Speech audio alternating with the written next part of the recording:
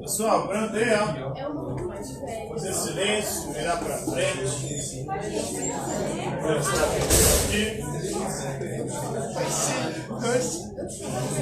Então, na última aula, estávamos falando sobre Nicolau Maquiavel, não foi isso?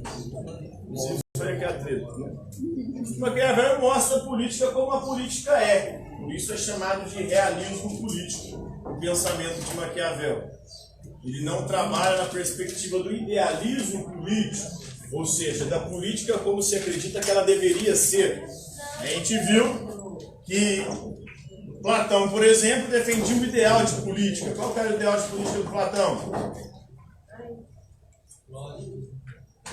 Os reis filósofos, né? Quem deveriam governar seriam os filósofos. Porque somente os filósofos estão interessados na busca pelo saber, pelo conhecimento. Somente quem busca o conhecimento da verdade, da justiça e do bem pode aplicar a verdade, a justiça e o bem para o povo. Nós temos, por exemplo, Aristóteles. Aristóteles defende qual é o ideal de política?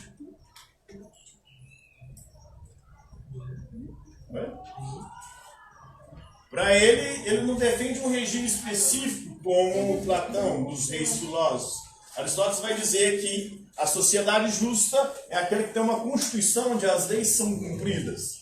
Então pode ser uma democracia, pode ser uma aristocracia, pode ser uma monarquia. O que importa são as leis, e as leis precisam funcionar. Assim a sociedade, né, será justa e funcionará. O Santo Agostinho, qual que é o ideal de política definido pelo Santo Agostinho? Uma espécie de teocracia ou um governo aí onde a religião tem um papel preponderante. Tomás de Aquino vai se inspirar bastante em Aristóteles no seu ideal de política, vai também falar da importância das leis. Inclusive Tomás de Aquino, que é considerado o maior teólogo de todos os tempos, teólogo cristão, e a coisa, por exemplo, que o Nicolas Ferreira não conhece, sabe bosta nenhuma, fica conversando fiada na internet, como se fosse o Chabição assistindo Brasil Paralelo, que é um outro canal também extremamente complicado, extremamente fraco, teoricamente, e isso, em qualquer discussão que você vê de pessoas que estudam um pouco mais, você vai perceber o quão limitado é essa galera. Né? É porque elas não entram em debate com quem de fato estuda, com quem de fato busca o conhecimento. Eles às vezes pegam um ou outro ali de esquerda, que são pessoas que nem estudam, nem compreendem sobre o que está falando, e aí vai para lá. Mas o Tomás de Aquino, por exemplo, ele defende que roubar para se alimentar e o roubar para sustentar a sua família ou para matar a fome da sua família não é crime e nem pecado. Tomás de Aquino, considerado o maior teólogo da história da Igreja Católica e um dos maiores teólogos de todos os tempos. Tomás de Aquino diz que matar um governante que funciona de forma corrupta ou não, que não governa de acordo com o bem do povo, não seria também um crime ou um pecado. Olha só, né? Um teólogo falando isso. Isso está nos escritos de Tomás de Aquino. Aí ele vai falar, o Lula falou lá de... É só ler. Né? As pessoas reviram os rótulos, mas não lêem os autores. E aí querem discutir com base em quê? No achismo. O achismo aí é feminista, com um instituto, esqueci o nome, é um instituto que tem lá no estado, na região Nordeste. Instituto Borborema, que é um instituto também olavista, conservador, da direita. Eles gostam bastante, tem muitos caras lá que são estudiosos de Tomás de Aquino. E tem vários hoje institutos da galera olavista que defendem Tomás de Aquino e que estudam o Fognati. Mas quem não estuda, né, faz só videozinho de internet, TikTok, eu acho que é essa galera aí que sabe. Quem sabe é quem estuda, quem vai nos textos. E o Maquiavel vai falar de uma outra forma, de uma outra perspectiva, que é a perspectiva aí do realismo político, da política como ela é. E a política para Maquiavel é o quê?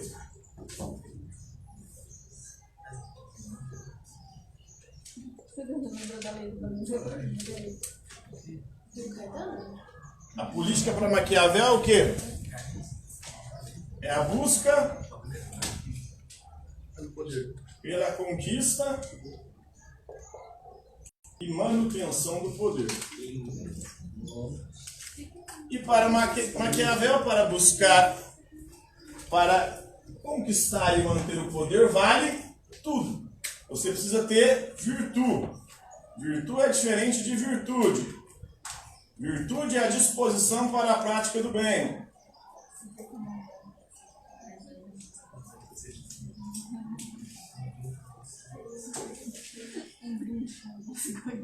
Virtude é a disposição para fazer o que for necessário para conquistar e manter o poder.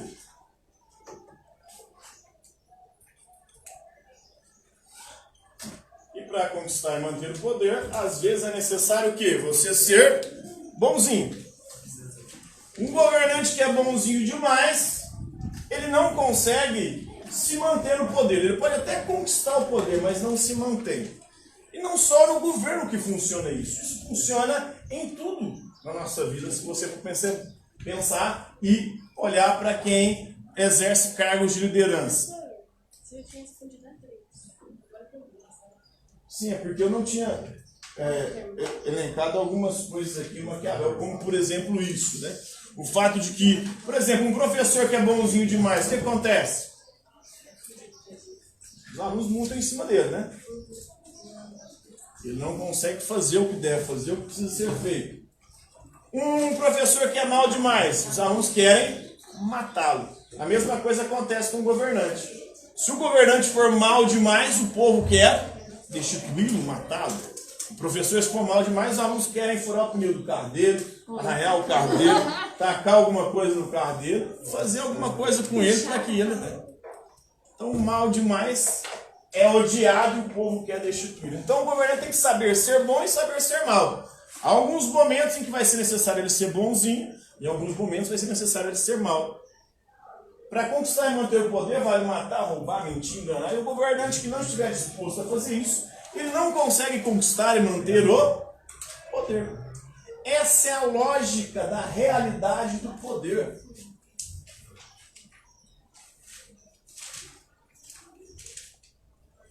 Por isso o realismo político, ele vai mostrar que como ao longo da história a política sempre funcionou dessa maneira, dessa forma. E o político que não soube usar tudo que estava a seu alcance para conquistar e manter poder, não conseguia se manter. Então, virtude, disposição para fazer o que for necessário para conquistar e manter o poder, às vezes vai ser necessário matar, mentir, roubar, enganar.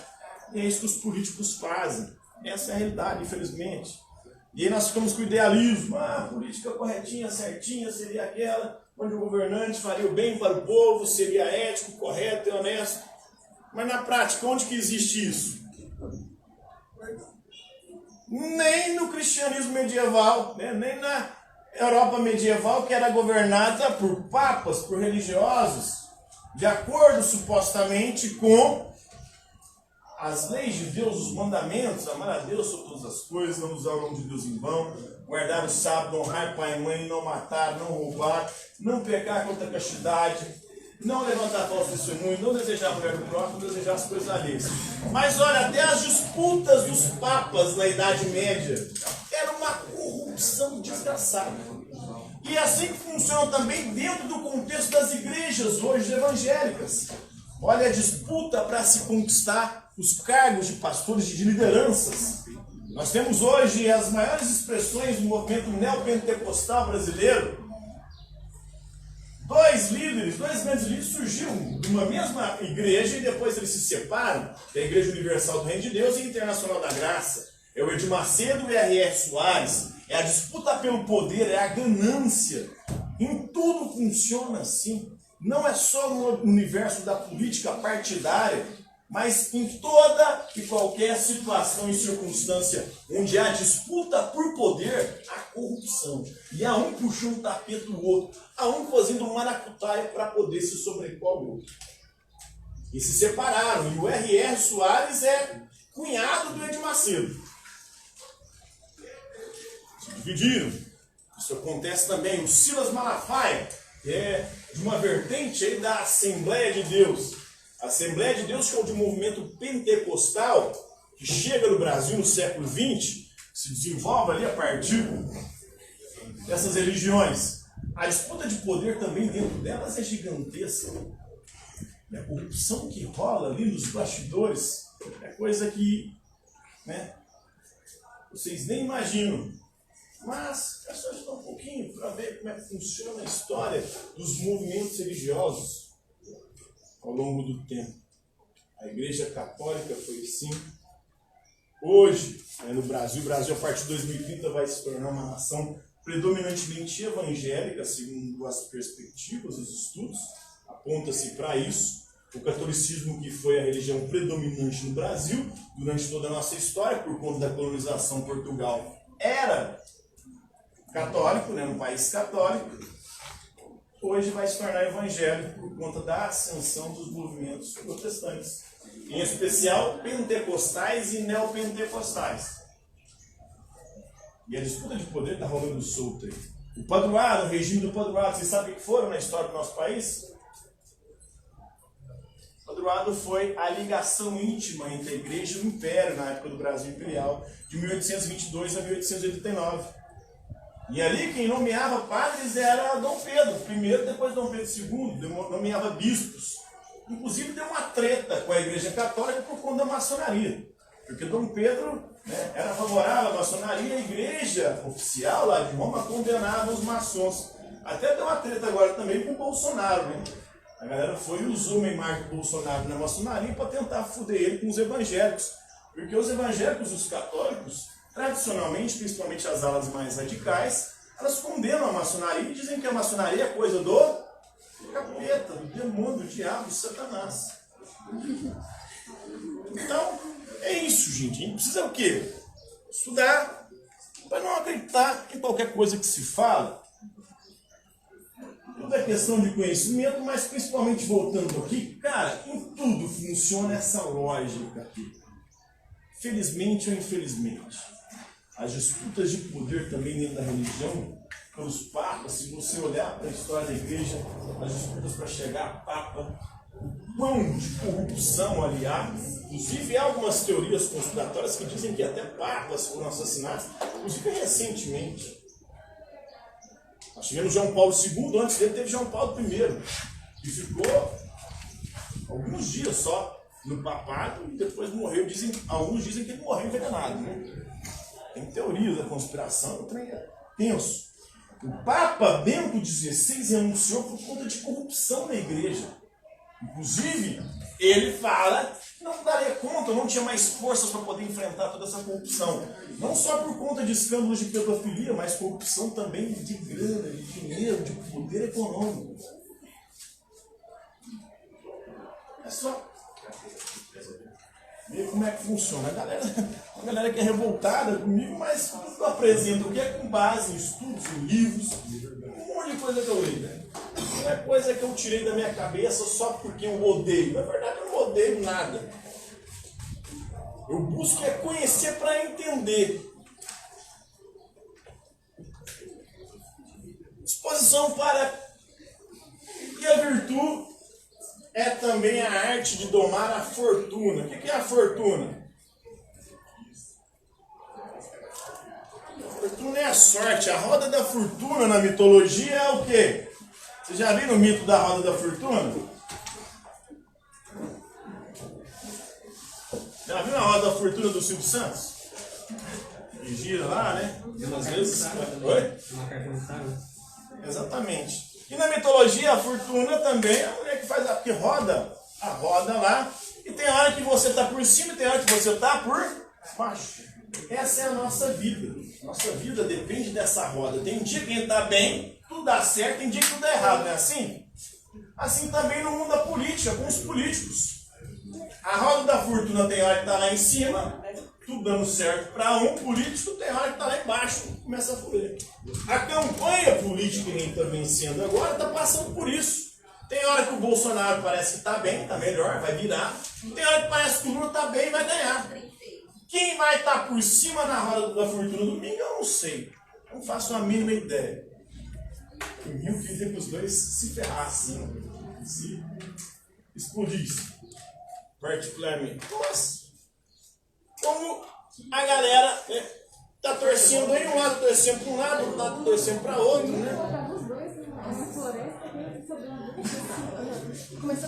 Então, é assim que funciona. Como é que vai resolver essa roda? A favor de quem que ela vai estar domingo? Não faço a mínima ideia.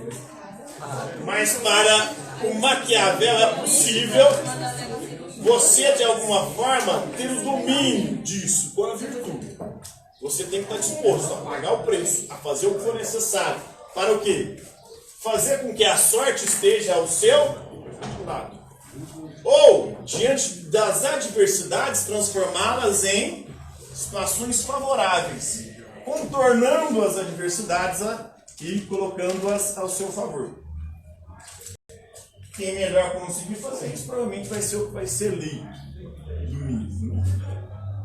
Lembrando que virtude não é virtude. O que vai conseguir isso não é porque ele é o melhor, ele é o mais bonzinho. É porque ele foi o mais mala, pelo contrário. Ele conseguiu fazer mais maracutaia para poder conquistar o apoio da galera. Próxima questão. Explique o ceticismo de Montaigne. Ceticismo de Montaigne. Michel de Montaigne. Pode. Michel de Montaigne também é um político moderno, cético. E o ceticismo é uma corrente filosófica que defende o quê?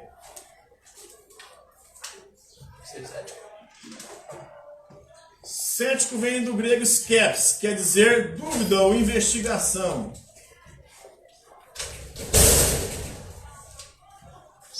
Para o cético, então, a gente deve duvidar de tudo e sempre buscar investigar. Esse é o problema. A gente é educado para ir contra a nossa própria natureza. Qual que é a pergunta? Ou o que acontece com as crianças geralmente? Já perceberam? As crianças, até uma faixa etária, todas elas perguntam por quê? Mas por quê? Mas por quê? Para perguntar por quê, o que a gente faz? Moleque, cala a boca. Se fuder.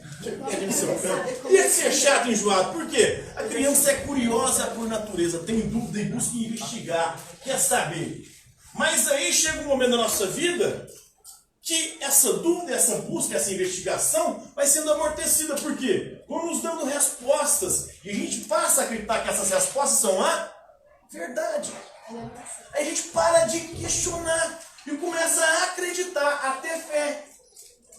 Mas o natural do ser humano é a dúvida, é a investigação, é querer saber. E mesmo diante das respostas, questioná-las. Mas infelizmente não é isso que acontece. Nós somos deseducados, ou somos de alguma forma, a escola é uma das principais responsáveis por isso. A escola vem aqui, vocês chegam aqui, não para alimentar as suas dúvidas e buscar investigar as coisas por vocês mesmos. Vocês são incentivados aqui a aceitar as respostas que nós, professores, damos. Vocês não têm que aceitar as minhas respostas e a forma de interpretar o mundo e dar aula para vocês. Busquem também, investiguem, alimentem a dúvida e vão atrás. E também não aceitem a resposta dos outros. Esse que é o problema. Nós somos, de alguma forma, impelidos, a partir de uma certa idade da nossa vida, a não mais questionar, a aceitar as respostas prontas. E para todos os problemas da nossa existência enquanto seres humanos, existem respostas fáceis, simples e completamente erradas para tudo. Quanto mais fácil uma explicação sobre um fenômeno, mais simples, maior a chance dela estar completamente equivocada. Por isso que, Montaigne, um cético, esquece dúvida e investigação. E ele vai questionar, ele viveu um momento aqui em que os europeus estavam vindo para a América. Momento de colonização da América. E nessa colonização, o que aconteceu? Chegaram aqui, os europeus começaram a chamar os povos ameríndios de bárbaros, de selvagens. Por quê? Porque eles praticavam a antropofagia. O que é antropofagia? Canibalismo. Que inclusive o Bolsonaro falou que ia fazer, né? Oi. Aí, é problemático, né? Bolsonaro tava com os índios lá, alguns índios praticam esse ritual até hoje. A galera morre. O que acontece com esses índios? Eles morrem e cozinham, e comem com banana. Aí o Bolsonaro falou, não, vou participar também. Ele fala, é textual, né? Ninguém está falando que ele falou. Também não estou chamando ele de canibal, por isso que eu não condeno o índio que faz isso. Mas se ele faz isso, se faz parte da cultura dele e o outro quer participar do ritual, beleza. Antropólogos fazem isso. Aí é uma hipocrisia do caralho da esquerda que defende supostamente a ciência, mas antropólogos fazem isso. Um antropólogo, o que ele faz? Ele vai para uma comunidade, ou para uma tribo, ou para uma etnia, e passa a conviver com essa etnia e a fazer todos os rituais dessa etnia. Se chamaram antropologia cultural. Eu tive uma professora de antropologia na faculdade, que ela contava, né, que ela morou numa tribo 6 meses com os índios, e participava de todos os rituais deles. Então, o Bolsonaro não pode fazer, ele é canibal. Os índios podem porque faz parte da cultura deles. Peraí, como é que funciona isso? Quais pesos e medidas vocês estão usando para poder fazer esse tipo de julgamento? Mas aí, o Michel de Montaigne vai questionar isso. Peraí, europeus, vocês estão chamando eles bárbaros selvagens porque eles fazem rituais de antropofagia, de canibalismo? E vocês aqui na Europa, o que vocês fazem? Vocês aqui, por divergências ideológicas, mandam os outros para a fogueira. Eles comem. Lá pelo menos eles matam e comem. Quem é o mais bárbaro e selvagem? O europeu ou o ameríndio?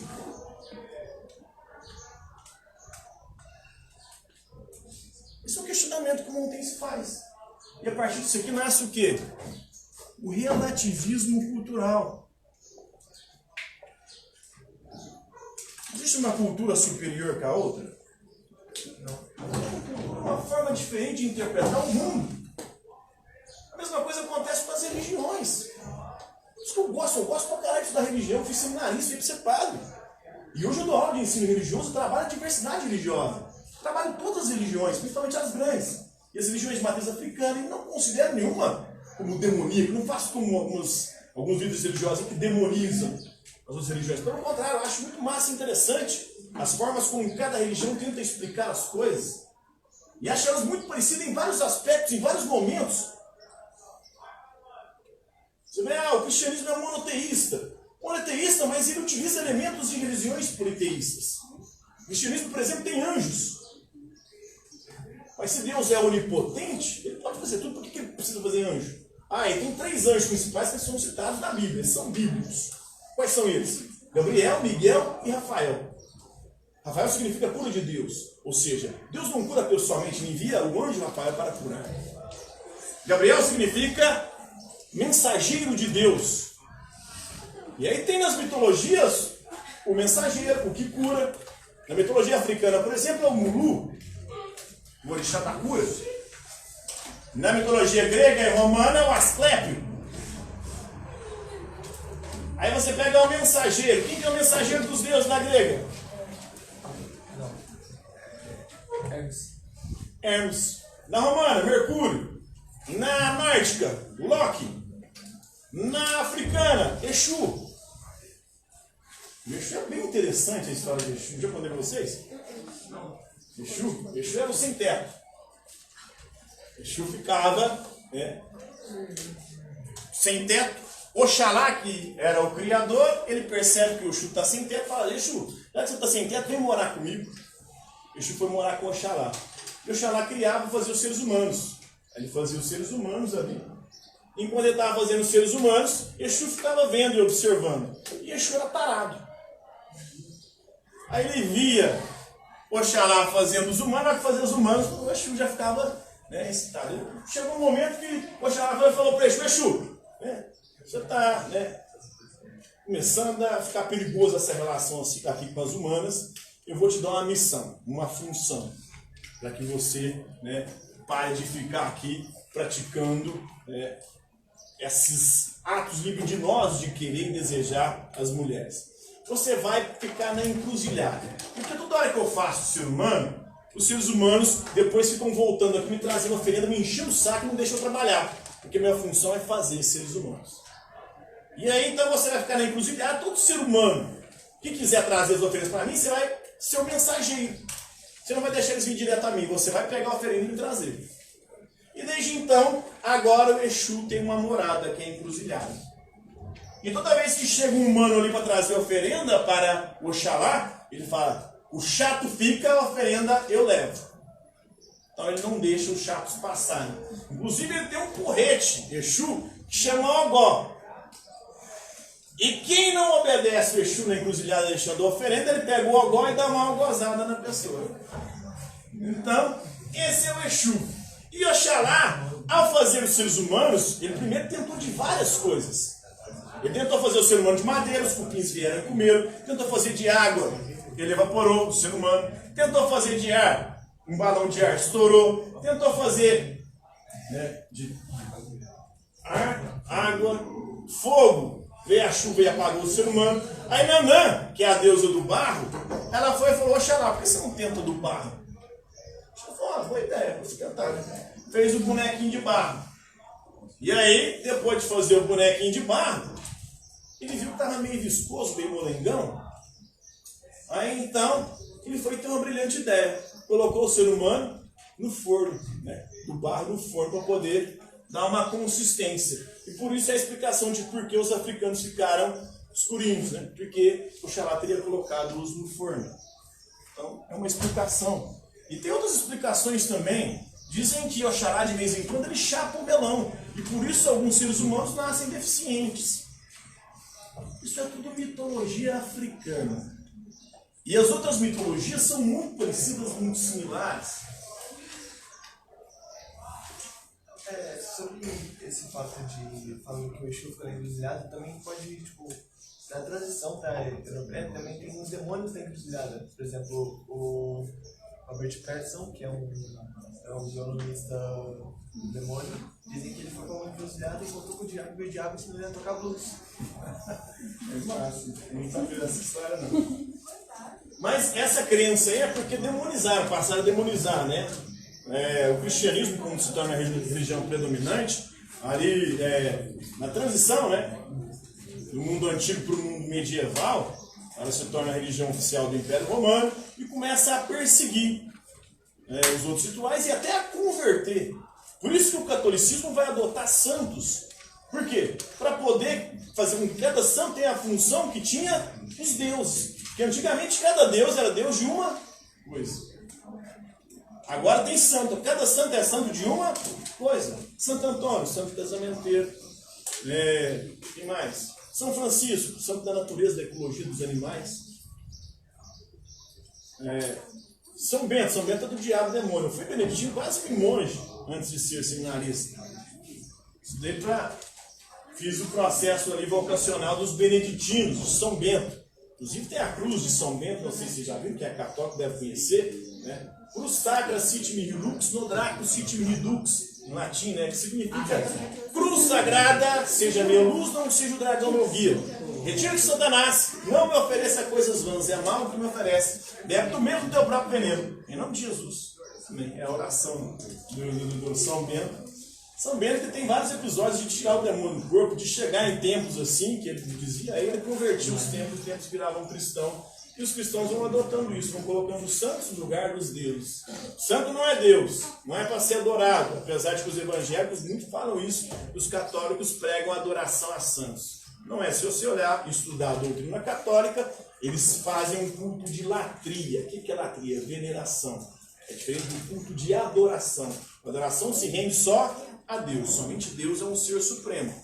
Então é tudo questão de estudar, conhecer, e é assim que as coisas falam. Mas voltando aqui ao Montaigne, relativismo cultural. Não existe uma cultura superior à outra, e por isso ele questiona e critica aqui os europeus. Quem que é o verdadeiro bárbaro? Depende. Na verdade, não tem. Na verdade, se for, depende do ponto de vista. Se for olhar, os dois estão fazendo algo que seria uma barbaridade. Um matando para comer, outro matando simplesmente porque diverge ideologicamente. Mas será que comer carne humana está certo? Mas será que matar o outro também, por divergir, está certo? Ele já perseguia Jordano Bruno nesse contexto aqui, foi parar na fogueira da Inquisição. Então Montaigne é um cético, vai fazer esse tipo de questionamento. Isso aqui é muito importante, gente. Nós, seres humanos, o Aristóteles escreve uma obra chamada Metafísica. Ele começa falando: todo ser humano tem por natureza o desejo de conhecer.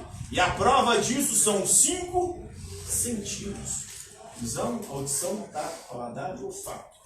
É com os sentidos que nós conhecemos o mundo. É vendo que a gente conhece, é ouvindo que a gente aprende, é tocando, né? Sentindo o cheiro e o sabor, que a gente vai conhecendo o mundo à nossa volta. Somos curiosos por natureza. Mas a partir de um certo momento na vida, a nossa curiosidade vai sendo abafada. E nós vamos sendo, né? Ou vamos parando de duvidar, de investigar, de querer saber. Próxima questão. Qual a diferença entre a visão de cosmos dos universais medievais e dos modernos? O cosmos, o universo medieval, é um cosmos finito, que tem como centro a Terra. Isso é chamado de geocentrismo. A partir da modernidade, o cosmo finito ele é substituído por uma outra concepção de cosmo infinito. Ou seja, o universo não tem fim. Não tem fim, portanto também não tem centro. O Sol é o centro, mas o centro do sistema solar e não o centro do universo. Se o universo é infinito, ele não tem fim e não tem centro. Uma visão completamente diferente. Isso desloca tudo, né? Porque faz com que o Freud chama isso de ferida narcísica. Quando a gente descobre que a Terra não é o centro do universo, o ser humano não é o centro da criação. Aí o ser humano fica completamente abalado. Peraí, eu não sou o centro de tudo. Deus não fez tudo para mim. Porque na Sagrada Escritura fala que Deus fez o mundo em 6 dias, no 7 descansou, o 6º faz o homem. Coloca o homem no centro da criação e dá ao ser humano o quê? O poder de dominar tudo à sua volta. Está lá no livro do Gênesis, não é isso? O poder de dar o nome, e o poder de dar o nome é o poder de dominar. Porque à medida que você dá nome às coisas, você passa a dominá-las e ter sobre elas o controle. É uma visão aqui que vai contra a própria perspectiva bíblica, que vinha com uma questão, uma crença de cosmo finito. Né? Para os modernos é infinito. E hoje não é nem finito nem infinito. Qual é a concepção de cosmos hoje? Do universo. O universo tem expansão, né? E as teorias científicas, grande parte delas foram desenvolvidas por religiosos. Gregor Mendel, da genética, monge católico. Foi um padre que desenvolveu a teoria do Big Bang. E a galera fica aí brigando como se houvesse um conflito entre religião e ciência. Existe para quem tem uma visão fechada e limitada e não quer expandir a sua mente. Porque grande parte dos cientistas que elaboraram grandes teorias eram também pessoas extremamente religiosas. Próxima questão. Falta 2 minutos. 2 minutos? Então, por hoje é isso aí, galera. E é uma questão grande, né?